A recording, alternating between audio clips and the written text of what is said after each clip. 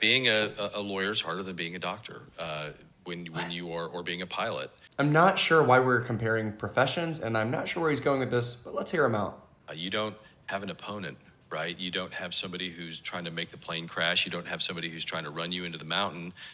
When you're a doctor, same thing. You've got the human body that you're very delicately operating on, and you're making very precise incisions and doing things just by the book. Okay, let's pause that for a second. The idea that we just follow a textbook or we just do this cookie cutter or recipe medicine, that sounds nice. It sounds really simple, but no single patient is ever the same. No cardiac arrest is ever the same. No surgery is ever the same. People, unfortunately, don't read the textbook before they decide to get sick or get cancer.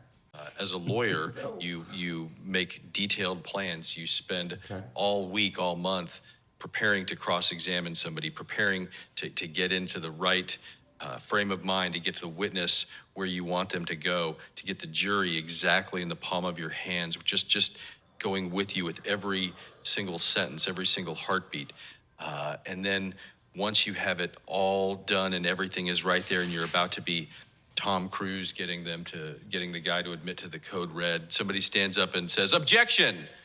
And there's nobody objecting in the ER room. There's no one to object in the ER. There are patients who are objecting. There's their pathophysiology who's objecting. You have an interdisciplinary team, and some team members may be objecting with the best pathway forward, right? In an emergency situation, you actually may have conflict with those team members. And guess what? You don't get a recess to pause and think about the plan going forward. You don't get a reset. You don't get a mistrial. It's one shot. And if you don't get it right, people die.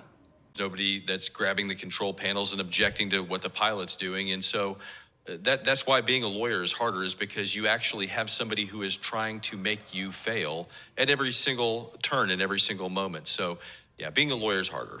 It's not about which job is harder. I know there are lawyers out there that are working 70, 80, 90 hours a week or even more. They're really grinding, right? That's very stressful. That's very hard. At the end of the day, I think there's an emotional toll that being a physician has on you. Telling a son and a daughter that their mother's not going to make it, that's something that lives with you. Also understand that lawyers will also deal with very traumatic issues and SA cases, things that are so traumatic, and the stories they hear are awful.